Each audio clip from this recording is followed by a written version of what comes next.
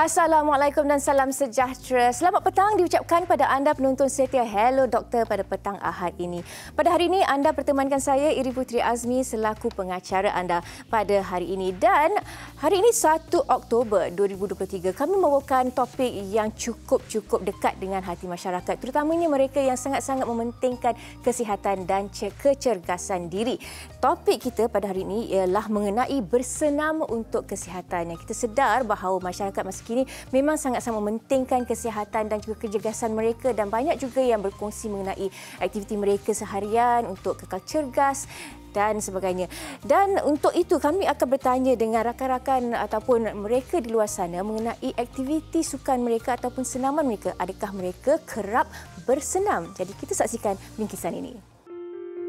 Selalunya kalau ikut exercise kali seminggu lah. Biasanya dalam 2 ke 3 kali seminggu kot. Seminggu 2 kali 3 kali macam tu lah. Selalunya saya akan bersenam dalam seminggu sekali. Kalau dekat office dia akan ada setiap minggu, hari-hari Isnin hingga Jumaat pada pukul 4 petang. Aerodas namanya.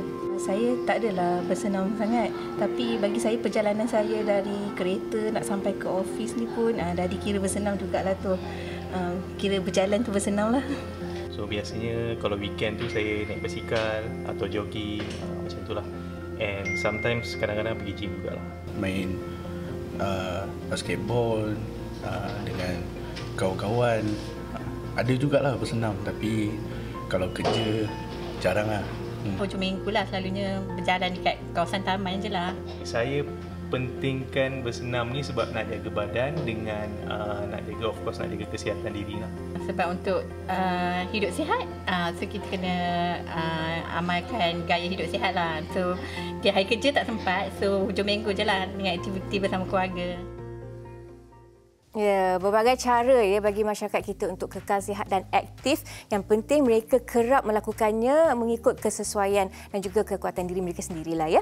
Dan untuk teruskan dengan perbincangan kita pada hari ini mengenai bersenam untuk kesihatan, kita ada bersama kita pada hari ini Encik Wan Muhammad Hakim Wan Ismail, Pegawai Pendidikan Kesihatan, Cawangan Kesejahteraan Populasi, Bahagian Pendidikan Kesihatan, Kementerian Kesihatan Malaysia. Apa khabar Encik Hakim? Alhamdulillah sihat. Okay, terima kasih kerana bersama kami dalam Hello Doktor. Ya. Okey, baiklah. Dan Cik Hakim juga seorang kata jurulatih personal kecergasan. Kecergasan, ya betul. Okey, dan mungkin Cik Hakim boleh kongsikan ataupun mendefinisikan apakah itu senaman dan juga aktiviti fizikal. Okey, baik. Aktiviti fizikal dan senaman ni adalah dua perbuatan yang berbeza. Kalau kita tengok, aktiviti fizikal ni actually perkara ataupun benda yang kita buat rutin harian. Seperti kita kemas katil, kita memasak, naik dan turun tangga, itu aktiviti fizikal. Kalau kita tengok, senaman pula adalah aktiviti yang berstruktur, yang ada program, yang ada short term dan long term objektif yang kita nak capai. Kedua-duanya membakar kalori, tapi aktiviti fizikal ni biasanya bakar kalori kurang daripada senaman. Sebab senaman ni dia ada intensiti yang rendah, sederhana dan tinggi lah. Okey. Dan kita semua sedar bahawa bersenam ataupun membuat aktiviti fizikal ni ada banyak kebaikan dia.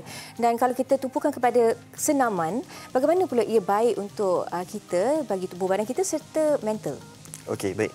Kalau kita tengok, senaman ni apabila kita lakukan secara berstruktur, dah tentu dia akan menguatkan, yang pertama menguatkan kita punya jantung kita. Ramai orang ingat kalau kita bersenam, dianya hanya untuk membakar kalori. Tapi yang paling penting sekali kita kena tengok bahawa senaman ni juga menguatkan otot-otot yang ada pada jantung kita. Secara tidak langsung dia dapat mengurangkan tekanan darah tinggi, mengurangkan kolesterol dalam jantung kita, salur darah kita. Seterusnya dah tentu menguatkan otot kita. Tengok pada jenis senaman. Senaman ni ada banyak jenis. Tapi yang paling penting untuk jantung, menguatkan otot, tulang dan juga sendi kita lah. Dan seterusnya akhirnya kita akan dapat faedah-faedah yang lain seperti produktiviti kerja kita meningkat lagi pantas. Berbanding mereka yang tidak bersenam, dia punya produktiviti, dia punya ketangkasan dia mungkin lambat sedikit compare dengan orang yang rajin bersenam. Okey, secara tidak langsung seterusnya dia akan meningkatkan kecerdasan minda kita lah, sebab apabila kita bersenam, salur darah kita akan membawa oksigen dengan lebih lancar. Seterusnya membawa ke otak dan kita dapat berfikir dengan lebih cerdas lah. Alright. Okey. Jadi itu antara kebaikan secara fizikal dan juga mental ya. Tapi kita pun sedar bahawa ia juga ialah satu amalan gaya hidup yang kata walaupun dah mencapai kata gaya hidup yang sihat itu ataupun berat badan yang ideal tak semestinya perlu berhenti kan. Ya, perlu betul. teruskan juga kehidupan yang sihat itu. Jadi mungkin boleh kongsikan sekerap manakah seseorang itu seharusnya melakukan senaman? Okey, baik. WHO dan KKM menyarankan supaya kita melakukan aktiviti fizikal ataupun senaman selama 150 minit hingga 300 minit seminggu. Ini bersamaan dengan 2.5 jam hingga 5 jam lah dalam seminggu. Maksudnya memang nampak banyak, tapi kalau kita bahagikan setiap hari, dia akan jadi antara 30 minit hingga 1 jam lah sehari. Sehari, okey. Okey. Selain itu juga, itu untuk dewasa. Dewasa perlu ingat 150 minit hingga 300 minit seminggu. Untuk kanak-kanak, dia kena lebih aktif. KKM sarankan supaya kanak-kanak melakukan aktiviti fizikal 60 minit setiap hari. Berbeza. Sebab kanak-kanak ni dia perlu lebih aktif. Metabolisme dia lebih tinggi. Jadi dia perlu kena lebih aktif lah. Okay. Bila kita kata tentang perbezaan lah antara dewasa dan juga kanak-kanak, kanak-kanak perlu lebih aktif. Maksudnya dalam segi ini bukan senaman tetapi dari segi aktiviti fizikal. Betul. Okey, betul. Aktiviti fizikal. Macam kita tengok pada definisi aktiviti fizikal tadi, kanak-kanak kena lebih aktif dari segi aktiviti fizikal. Bukan sahaja senaman. Kalau aktiviti fizikal ni tidak mencukupi, barulah kita kena masukkan elemen-elemen senaman. Sebab kita tengok aktiviti fizikal saja tidak mencukupi. Still, kita tengok dewasa di Malaysia, separuh rakyat Malaysia di Malaysia ni obese, overweight dan obese. Jadi sebab tu aktiviti fizikal tidak mencukupi. So kena terapkan juga elemen-elemen senaman dalam kegiatan harian kita. Bila Cik Hakim katakan tadi 50% lebih kurang masyarakat kita yang obes, adakah itu bermaksud kesedaran masyarakat secara menyeluruh mengenai kepentingan senaman dan juga aktiviti fizikal itu belum mencapai lagi tahap yang memuaskan? Adakah begitu? Kesedaran tu kalau kita tengok kepada kajian-kajian memang literasi meningkat. Tapi dari segi kelakuan aktiviti fizikal dan senaman itu tidak mencukupi sebab mereka ingat mereka dah bersenam, dah lakukan aktiviti fizikal, dah cukup. Tapi sebenarnya kita kena tengok juga komponen nutrition. Sebab ada orang dah bersenam cukup ni. Tapi apabila dia bab makan, dia tak memang berlebihan, terlalu berlebihan. Ya. Okey, jadi perlu ada keseimbangan jugalah walaupun dah membuat senaman aktiviti fizikal yang cukup tapi pemakanan pun perlu dijaga juga. Perlu dilihat juga. Okey, baiklah. Dan banyak lagi kita nak bincangkan bersama dengan Cik Hakim sebentar lagi tapi sebelum itu kita akan berehat seketika, kembali lagi selepas ini.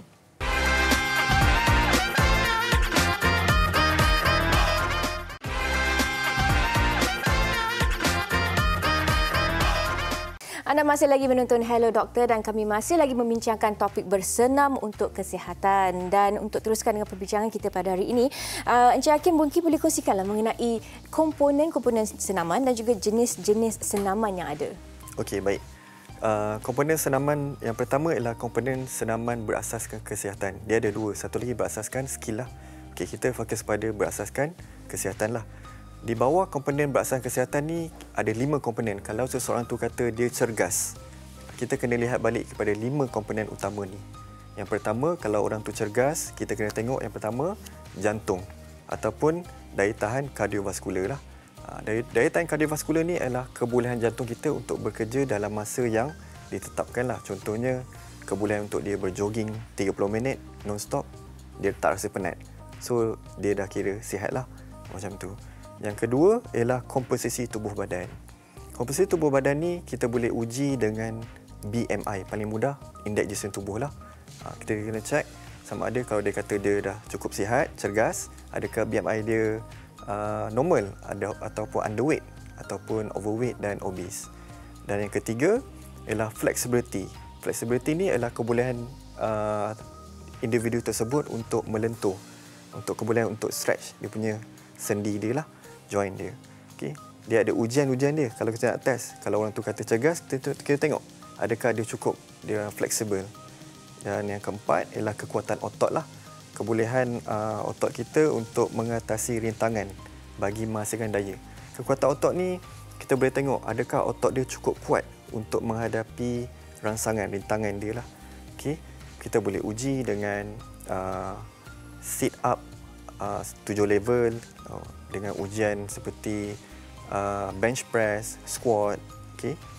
Yang terakhir ialah daya tahan otot lah. Kebolehan otot kita untuk bekerja dalam masa yang lama. Kalau tadi jantung, ni otot pula. Okey. Jadi otot ni kita boleh uji dengan mungkin 1 minute push up.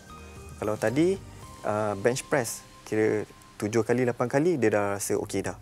Tapi kalau daya tahan otot ni, kebolehan otot untuk bekerja dalam masa yang lama lah.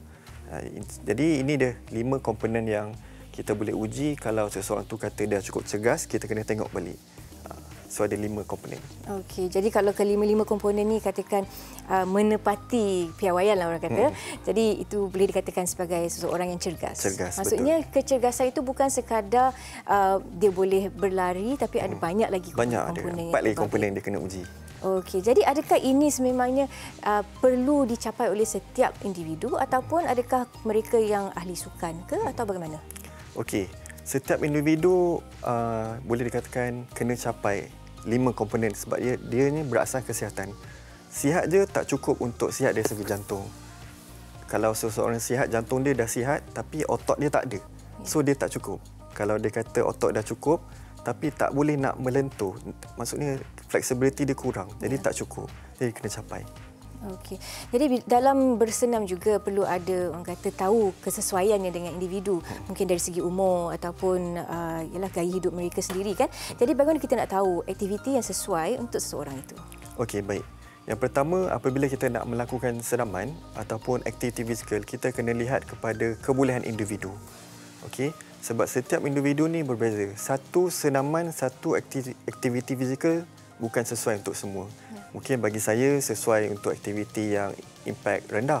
Mungkin bagi Irin mungkin tinggi. Jadi ianya berbeza ikut individu. Yang kedua, safety. Sebab safety pun ada orang memang lutut dia dah injured. Jadi dia tak sesuai untuk aktiviti yang melompat-lompat, yang high intensity. Jadi safety, pemilihan equipment di gymnasium, di rumah ke kena sesuai dengan individu juga. Jadi weather juga. Ada banyak komponen yang kita kena tengok apabila kita nak bersenam. Cuaca juga ikut. Kalau kadang-kadang cuaca petang tak sesuai dekat lokasi tersebut, tengok waktu pagi, petang, malam dan seterusnya. Dan seterusnya ialah knowledge. Apabila kita nak bersenam, kena ada ilmu. Sebab ada orang bersenam dapat sakit bukan dapat sihat sebab dia tak ada knowledge untuk buat. Dia buat makin sakit. So kita kena tahu macam mana kita nak buat aktiviti fizikal dan senaman. Okey. Pernah mungkin ada yang membaca daripada internet lah mungkin. Dia kata okey, dia punya degupan jantung perlu mencapai sekian-sekian nombornya baru ketika itu boleh dikatakan workout itu adalah menjadi. Bagaimana pula tu? Mungkin ada ramai yang mendapat informasi dari internet tapi tidak orang kata cross check lah dengan orang yang lebih pakar. Okey, senaman dan kadar nadi. Okey, baik. Kadar nadi ini bergantung kepada individu juga. Okey. Cara pengiraannya ialah dia ada formula dia. Okey, saya terangkan sedikit formulanya. 220 tolak dengan umur. Okey, formula dia. Ini yang standard yang semua orang boleh pakai. Okey, 220 tolak dengan umur, kita akan dapat maksimum kadar nadi ataupun maksimum heart rate. Saya bagi contoh. Kalau umur saya 20, okey, 200 tolak dengan 20, kita akan dapat 200. 200 tu ialah maksimum heart rate. Okey. Apabila kita bersenam, kita melakukan aktiviti fizikal, kita perlu mencapai kadar nadi yang sesuai, tidak mencapai 100%. Jarang orang bersenam sampai 100%. Kalau macam saya, 200 is a maksimum contoh. Sebab umur saya 20 tadi kan. Jadi 200 ialah maksimum, jangan capai 200. Itu akan memberi kejutan kepada jantung kita, bodi kita dan seterusnya, boleh kena heart attack. Jadi apabila kita bersenam, kita perlu berada pada paras yang sesuai, iaitu antara 50 hingga 80% daripada maksimum heart rate tadi. Jadi kita kena tengok juga jam. Sebab tu pentingnya jam smartwatch ni. Supaya kita dapat tengok berapakah maksimum heart rate kita yang kita dah capai. Ya, betul. Bila kita pakai smartwatch tu bukan sekadar untuk bergaya tapi ada gunanya juga ya untuk ketika bersenam. Baiklah, kita ada satu lagi soalan daripada seorang selebriti yang ingin bertanyakan soalan kepada Encik Hakim. Silakan.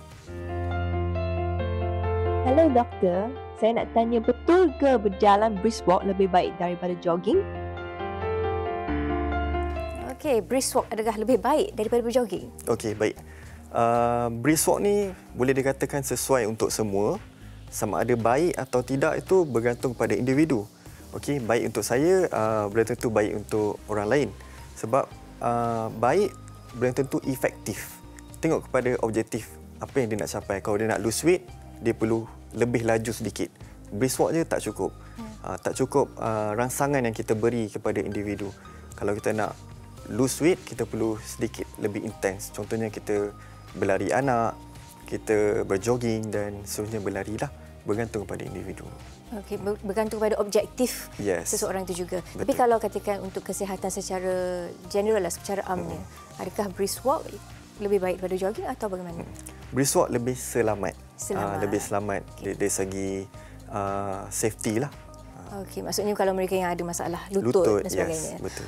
Okey, baiklah. Dan bagi mereka yang kata memang kaki gym lah kan, selalu pergi setiap hari pergi ke gym dan sebagainya, tapi orang kata senaman ekstrim, ada setengah tu yang mungkin akan pergi sampai ke tahap itu demi mendapat mungkin bentuk tubuh yang mereka inginkan ataupun mungkin terlalu ingin menurunkan berat badan dalam masa yang singkat. Jadi adakah disarankan sebenarnya, apakah sebenarnya definisi senaman ekstrim itu pada seseorang tu? Baik. Biasanya ekstrim ni dia related dengan sukan ekstrim. Sukan ekstrim ni dia macam kayak, water rafting, parasailing, abseiling. Dia lebih ekstrim, yang mana dia lebih high risiko lebih tinggi. Kalau sukan yang ekstrim ni mungkin kita boleh katakan yang ianya lebih memudaratkan, lebih mudah terdedah kepada kecederaan lah. Bagi individu yang nak bersukan, cuba jangan bersenam sehingga memudaratkan, jangan overuse, overtraining. Kalau overtraining dia akan ada risiko-risiko lah yang lain lah. Bagaimana nak tahu seseorang itu telah overtraining? Okey, baik. Kalau overtraining kita nak tahu yang dia ada sign and symptom. Yang pertama dia dah start, kita tengok dia dah start tak ada impact. Senaman ni apabila kita lakukan berulang kali, secara tidak langsung dia akan meningkatkan prestasi.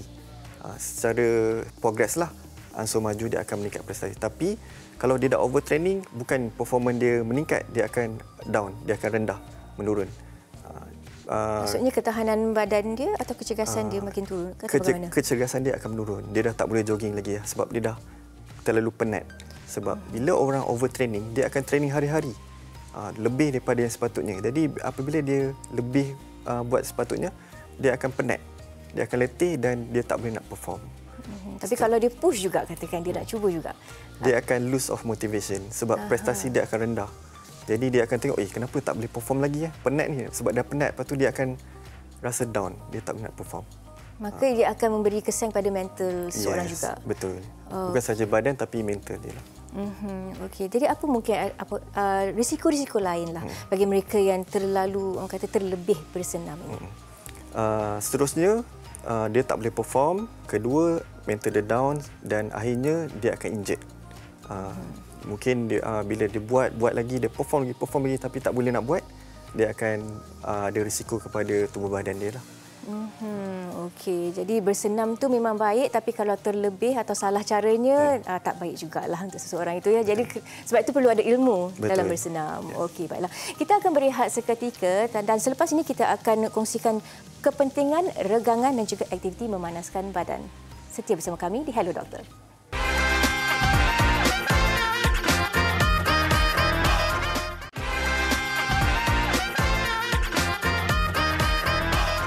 Terima kasih kerana terus setia bersama kami dalam Hello Doktor. Kami masih lagi membincangkan topik bersenam untuk kesihatan dan saya pasti anda di rumah ramai yang berhajat untuk mula bersenam. Mungkin sebab orang kata azam baru ataupun dan sebagainya, peningkatan umur dan sebagainya kan. Tapi mungkin ada yang nak menyediakan diri mereka, tubuh mereka sebab takut tiba-tiba terkejut. Tubuh tu tiba-tiba tak pernah bersenam, tiba-tiba nak bersenam. Jadi mungkin Cik Hakim boleh terangkan bagi mereka yang tak biasa bersenam tapi ingin memulakan gaya hidup yang sihat itu, apakah persediaan yang perlu seseorang itu lakukan? Okey, yang pertama preparation lah. Apabila kita nak buat aktiviti fizikal ataupun senaman, kita perlukan preparation, persediaan.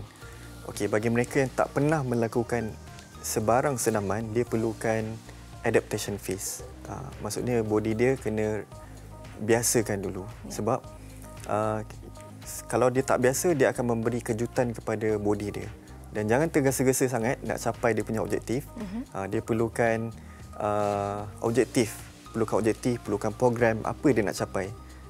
Perlu ada perancangan yang khusus untuk memulakan sesuatu itu, bukan terus sahajalah. Betul.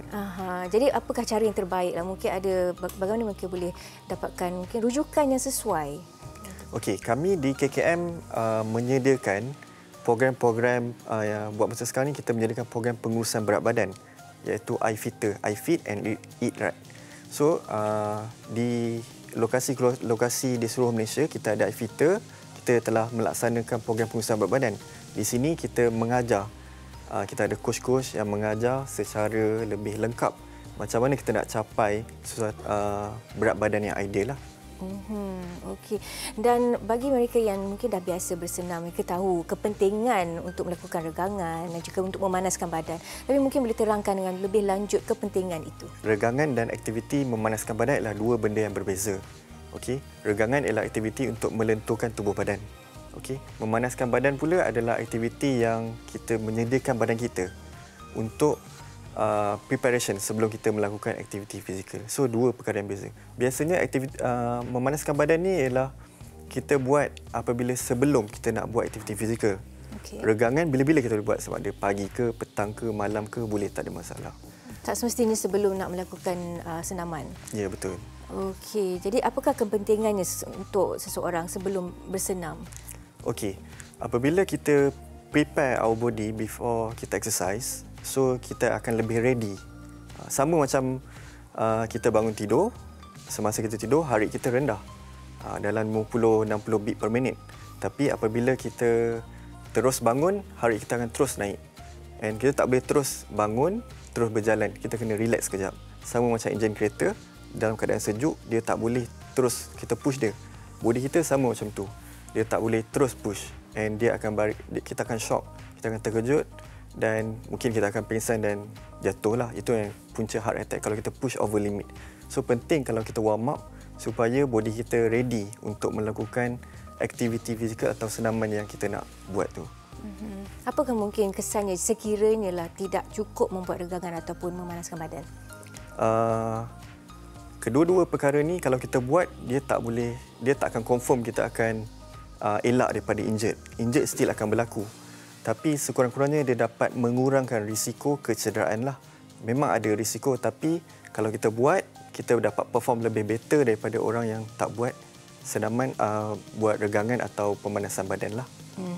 Okey, jadi itulah kepentingannya untuk membuat regangan dan juga aktiviti memanaskan badan. Dan rakan setugas kami Bella telah membuat senaman pilates katanya. Jadi apa kata kita saksikan ringkisan ini yang telah disediakan.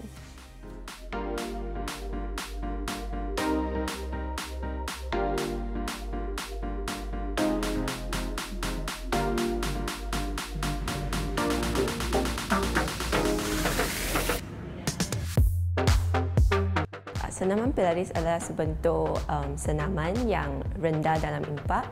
Dia fokus dalam menguatkan otot dan juga meningkatkan fleksibiliti badan dan juga kesedaran minda dan badan. Sekarang saya berada di studio Pilates dan tak sabar untuk mencuba bagaimana senaman Pilates itu dilakukan. Jom.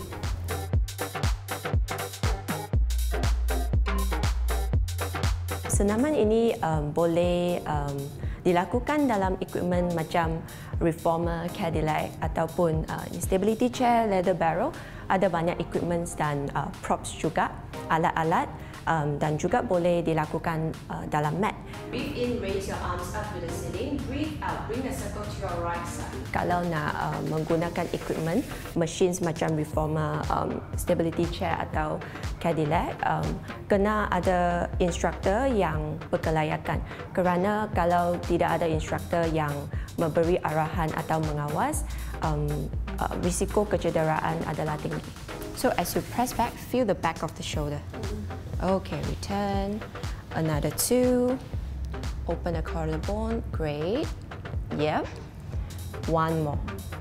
Draw back, body stay, press back, hold continuously.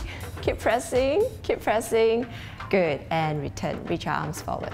Senaman ini sesuai untuk pelbagai golongan termasuk wanita dan lelaki daripada pelbagai peringkat umur dan juga pelbagai tahap kecergasan.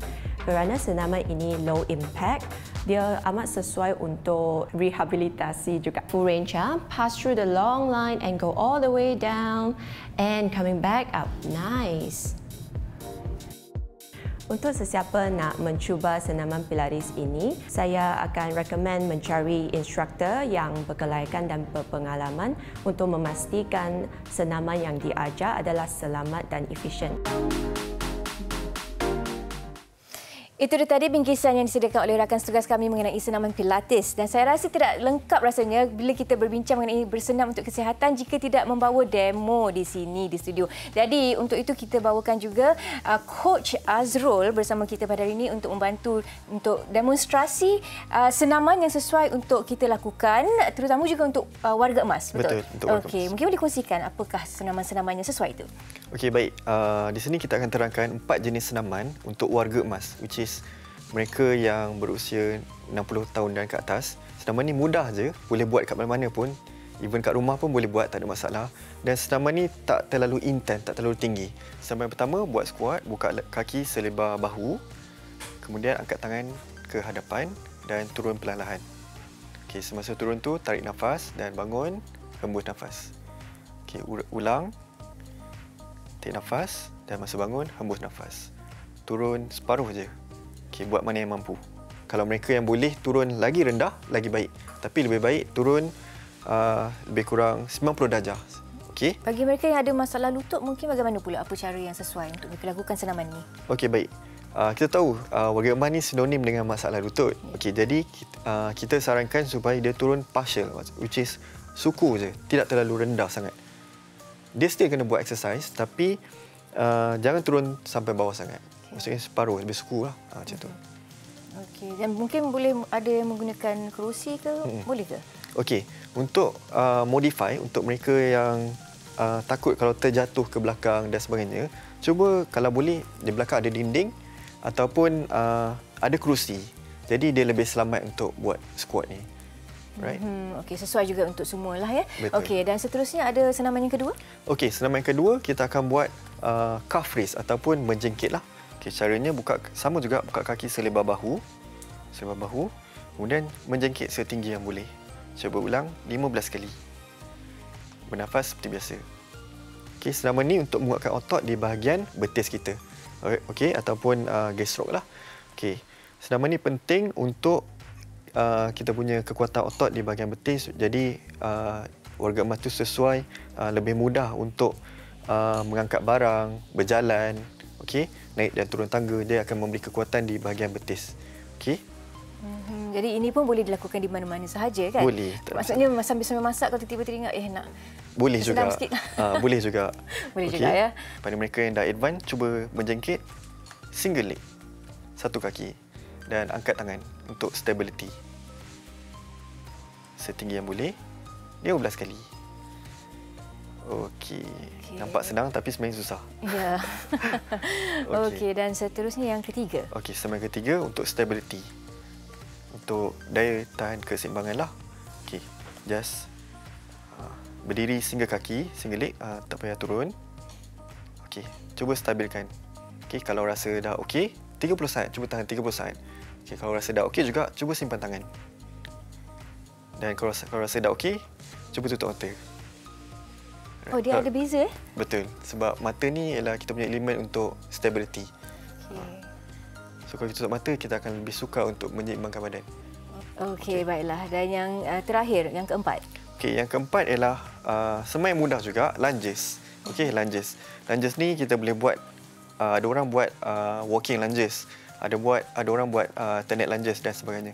Buat mana yang sesuai, cuba buat suku dulu. Untuk warga emas, cuba buat separuh dulu, macam suku lah. Jadi kalau mereka yang ada masalah lutut pun boleh buat tapi tidak terlalu intense, tak terlalu tinggi. Okay. Kalau mereka sukar nak buat, cuba buat suku je. Yang penting dia bergerak, dia do something lah, buat juga. Daripada tak buat, dia buat suku je. Kalau rasa dah advance, cuba pegang something. Pegang dumbbell ke, botol air ke, even nak pegang anak pun boleh, tak masalah. Maksudnya memberi sedikit bebanan lah. Betul, memberi sedikit stres kat situ. So dia akan improve dia punya performance. Okey, baiklah. Jadi 4 senaman yang sangat mudah, terutama untuk warga emas lakukan di rumah bila masa saja. Terima kasih kepada Coach Azrul yang membantu kami untuk demonstrasi senaman ini. Dan kita akan berehat seketika dan kita akan teruskan dengan perbincangan kita mengenai bersenam untuk kesihatan sebentar sahaja lagi.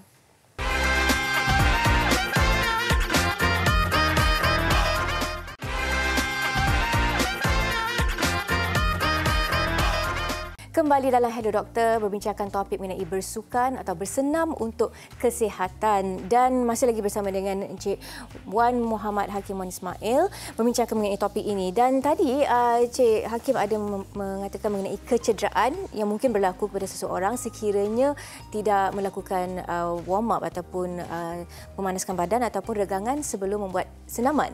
Jadi mungkin boleh terangkan dengan lebih lanjut apakah mungkin kecederaan yang mungkin berlaku kepada seseorang apabila bersenam? Okey, baik. Biasanya kita tengok ada 3 area yang kita akan berlaku kecederaan apabila kita tidak melakukan pemanasan badan dan ataupun overtraining. Yang pertama dekat otot lah. Otot kita bila terlalu push dia mungkin akan cramp ataupun paling teruk koyak, masa dia boleh koyak. Yang kedua dekat ligament ataupun dekat dia punya tendon. Okey, kalau kita overuse, kita hentam dia, kita overtraining lagi dan boleh berlaku koyak lah, sprain lah. Macam ACL, MCL boleh koyak senang. Dia nak putus. Dan seterusnya dekat joint kita. Okey, kalau kita tengok, kalau kita push over limit, and dia boleh dislocate. Kalau kat shoulder boleh dislocate lah. Okey, itulah pentingnya memastikan keselamatan juga ya apabila bersenam. Tapi bila bersukan ataupun melakukan senaman pada waktu malam, ada yang mengatakan itu adalah sesuatu yang tidak baik kerana mungkin meningkatkan tekanan darah tinggi, masalah jantung dan masalah tidur seseorang. Jadi apakah pendapat Encik Hakim mengenai kenyataan ini? Okey, baik. Bersenam pada waktu malam sebenarnya okey, tak ada masalah. Memang ada kajian mengatakan bersenam pada waktu malam okey, tak ada masalah because of ianya lebih cuaca pada waktu malam lebih sejuk. Kalau waktu petang panas. So bergantung pada individu juga. Ada orang tidur lambat tak ada masalah. Sebab kalau kita training kita pada waktu malam, cuaca pada waktu yang sejuk lebih selesa, kita dapat perform lebih better daripada waktu yang panas. Sebab pada waktu yang panas kita akan lebih banyak berpeluh. Waktu malam lebih sejuk. Jadi tak ada masalah. Cuma yang menjadi masalah kepada individu ialah apabila dia bersenam terlalu intens, terlalu tinggi. Kajian daripada Harvard menunjukkan bahawa kalau kita training sejam sebelum tidur dengan intensiti yang tinggi, dia ada masalah untuk tidurlah. Sebab apabila intensiti yang tinggi, badan dia akan ambil masa yang lama untuk recover, untuk rehat dan seterusnya dia sukar untuk tidur. Okey, dan bagaimana pula dengan masalah jantung? Adakah ada kaitannya dengan membuat senaman pada waktu malam? Setakat ini belum ada kajian mengatakan kalau senam waktu malam high risk, tinggi risiko pada jantung. Tak ada masalah sebab kita kena follow kepada individu. Kalau dia nak bersenam pada waktu malam, biasakan dulu, jangan terlalu intens, jangan terlalu tinggi. Sebab even atlet-atlet pun bulan puasa training waktu malam. Tak ada risiko sakit jantung. Tapi bila kita dengar mengenai kisah-kisah mereka yang tiba-tiba mengalami sakit jantung, serangan jantung ketika bersukan atau bersenam pada waktu malam, adakah ada apa-apa yang faktor cuaca ataupun persekitaran ataupun intensiti senaman itu yang memberi kesan pada masalah yang dihadapi? Ya, betul. Dia faktor individu. Mereka yang tak biasa bersenam, tiba-tiba bersenam pada waktu malam, kemudian dia high intense pula, dan dia tak ada adaptation untuk training, dia akan kena serangan jantung. Okey, jadi itu sebabnya kalau mereka yang baru nak bermula bersenam tu tak boleh terus ke high intensity lah ya. Ya, betul. Perlu mula perlahan-lahan. Adaptation phase. Seperti demo kita sebentar tadilah ya. Betul. Okey. Baiklah. Jadi bila kita cakap tentang senaman ni, memang kita tahu ramai yang sebenarnya nak gaya hidup sihat, nak bersenam setiap hari, tapi banyak yang kata susahlah, tak ada masa, sibuk bekerja, balik rumah dah malam, tak ada masa nak buat apa-apa pun. Jadi apakah mungkin cadangan yang boleh diberikan untuk memberi mereka cara yang orang kata shortcut lah, jalan pintas untuk membolehkan mereka melakukan senaman? Okey, baik. Kalau kita nak bersenam ni, yang pertama memang akan ada banyak alasan-alasan kalau kita nak buat. Tapi cuba cari something yang menyeronokkan. Sebab if kita buat senaman yang enjoy, alasan tu mungkin kita akan letak tepi. Itu yang pertama. Yang kedua, mulakan secara berfasa. Mulakan, jangan kita nak terlalu capai kita punya objektif. Kita nak lose weight juga, nak capai juga dalam bulan depan. Oleh itu, dia akan memberi kejutan kepada body kita. Okey, cuba mulakan secara berfasa, secara berperingkat. Hari ni cuba, minggu ni cuba 20 minit dulu. 20 minit berjalan laju, brisk walk. Okey. Seterusnya cuba buat latihan lita. Latihan lita ni 5 senaman, 6 senaman dalam satu masa. Dia boleh habis dalam setengah jam dah cukup dah. Okey. Dan seterusnya cuba cari something yang kita suka, macam tadi saya explain, kita suka, cuba lakukan sikit-sikit. Secara katakanlah kita buat 5 minit. 10 minit dalam sehari, and end up kita akan capai dalam masa yang kita tetapkan tu. Selalunya orang kata untuk bersenam ini, untuk mendapatkan motivasi itu adalah perlu ada tujuannya, ya, mungkin dari segi nak mengurangkan berat badan ataupun untuk gaya hidup yang lebih sihat mungkin selepas mengalami sedikit masalah kesihatan mungkin. Jadi bagaimana mungkin caranya untuk seseorang tu mendapat kata motivasi itulah untuk mendapatkan semangat tu, sebab seperti yang Cik Hakim katakan tadi, banyak juga alasan yang mungkin boleh diberikan. Okey, baik.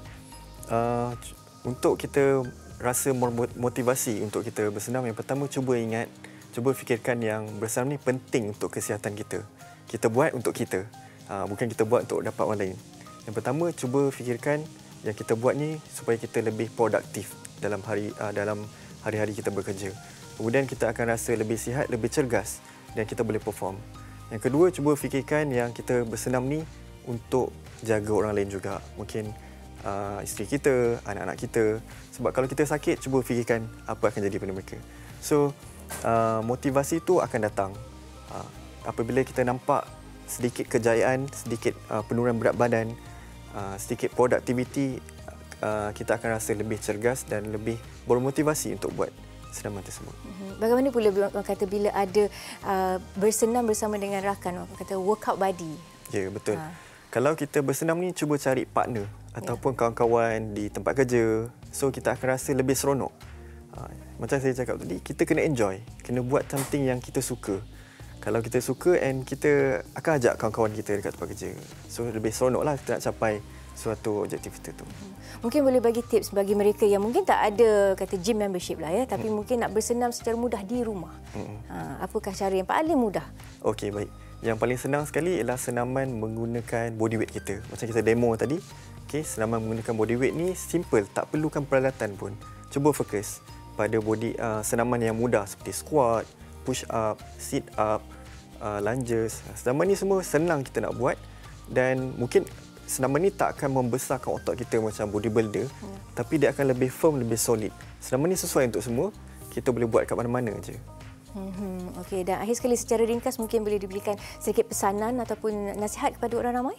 Baik. KKM sarankan kalau kita nak capai sesuatu gaya hidup yang sihat, cuba capai 10,000 langkah dulu. Okey, kita memang dah lama menyarankan supaya rakyat Malaysia cuba capai 10,000 langkah. Kalau tak mampu dalam sehari 10,000 langkah, cuba capai 5,000 langkah. Jangan tergesa-gesa nak capai 10,000 langkah, sebab 10,000 langkah tu ibarat 6.8 km. Cuba capai 5 ke 6,000 langkah sehari. Maksudnya kita kena lebih aktif lah. Cuba capai dulu. Yang kedua, KKM menyediakan garis panduan aktiviti fizikal. Sebab kalau kita nak bersenam, kita nak melakukan aktiviti fizikal, kita kena ada garis panduan. So, KKM mengeluarkan garis panduan ni. Penonton di rumah boleh dapatkan di infosihat.gov.my. Di sini kita terapkan kita rumpunkan pelbagai garis panduan yang sesuai untuk warga emas, dewasa, kanak-kanak, OKU. Dan yang terakhir, KKM ada mengambil langkah inisiatif menyediakan 31 buah wellness hub, iaitu hub kesejahteraan. Di sini kita mengambil inisiatif supaya menyediakan program pengurusan berat badan di seluruh Malaysia lah. Okey, baiklah. padat dan ringkas dan sangat bermanfaat untuk kita semua. Terima kasih diucapkan kepada Encik Wan Muhammad Hakim Wan Ismail, Pegawai Pendidikan Kesihatan Cawangan Kesejahteraan Populasi Bahagian Pendidikan Kesihatan Kementerian Kesihatan Malaysia kerana berkongsi info yang cukup berguna untuk kita semua pada hari ini. Baiklah, dan Hello Doktor pun telah sampai ke penghujungnya. Terima kasih kerana setia bersama kami selama sejam bersiaran, dan pada minggu hadapan Hello Doktor akan kembali lagi dengan topik kesihatan alat sulit wanita. Sehingga kita jumpa lagi. Assalamualaikum.